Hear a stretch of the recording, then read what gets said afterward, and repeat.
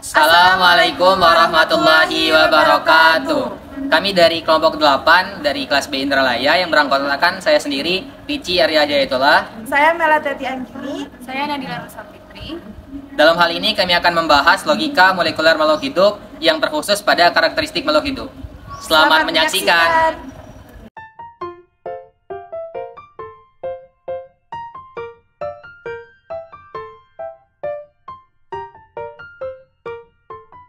Pengertian makhluk hidup. Menurut Kimball 1983, makhluk hidup adalah sesuatu yang memiliki ciri-ciri yakni bersifat rumit, responsif, berevolusi, mengadakan metabolisme, serta melakukan proses reproduksi.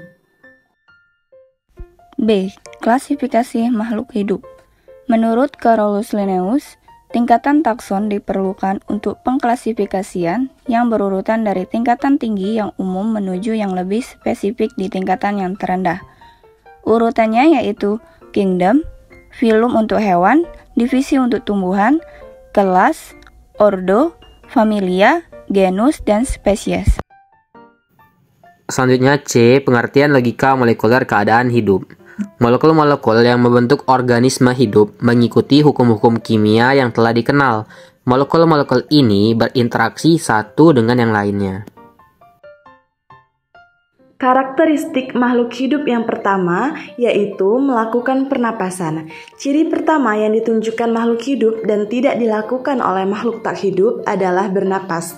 Semua makhluk hidup, baik hewan maupun tumbuhan dan juga manusia, melakukan proses ini dan proses ini berlangsung siang dan malam selama makhluk tersebut hidup. Pengamatan ini dilakukan terhadap seekor kucing yang sedang bernapas dan dapat dilihat bagian badannya bergerak akibat proses pernapasan yang dilakukannya. Karakteristik yang kedua yaitu makhluk hidup memerlukan makanan dan air. Makanan diperlukan oleh makhluk hidup untuk sumber tenaga, untuk tumbuh kembang, dan untuk mengganti sel-sel yang telah rusak. Sedangkan air diperlukan untuk keseimbangan tubuh, pelarut beberapa zat, vitamin, dan juga mineral. Pengamatan dilakukan terhadap beberapa ayam yang sedang memakan beras. Karakteristik yang ketiga yaitu makhluk hidup dapat tumbuh kembang. Tumbuh adalah bertambahnya ukuran fisik seperti berat dan tinggi badan. Kembang ialah bertambahnya kemampuan struktur dan fungsi tubuh menjadi lebih kompleks seperti kemampuan bayi bertambah dari berguling menjadi duduk, berdiri, dan berjalan. Kemampuan ini harus sesuai dengan umurnya atau disebut tonggak perkembangan anak. Pengamatan dilakukan terhadap bayi yang seiring bertambahnya usia akan terus mengalami pertumbuhan dan perkembangan hingga menjadi individu dewasa.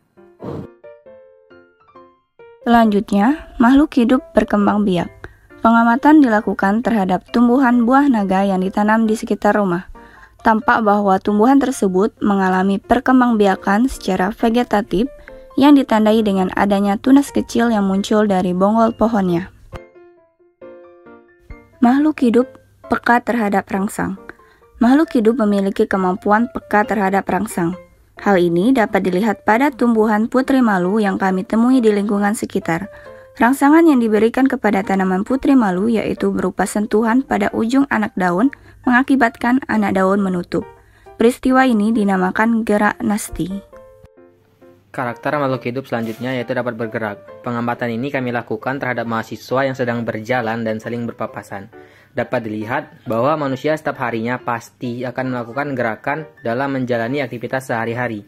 Gerak yang dilakukan oleh manusia ini terjadi karena adanya sistem gerak pada manusia. Sistem gerak pada manusia adalah kumpulan organ yang membuat manusia bisa melakukan suatu pergerakan.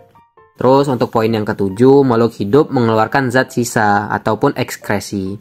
Salah satu ciri makhluk hidup yang terakhir akan kami bahas yaitu makhluk hidup mengeluarkan zat sisa. Pengamatan dilakukan terhadap seekor burung yang berada di dalam sangkar.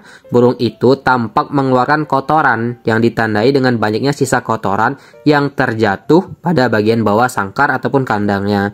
Tujuan dilakukannya ekskresi ataupun mengeluarkan zat sisa ini adalah untuk mengeluarkan zat sisa metabolisme yang berbahaya dari tubuh.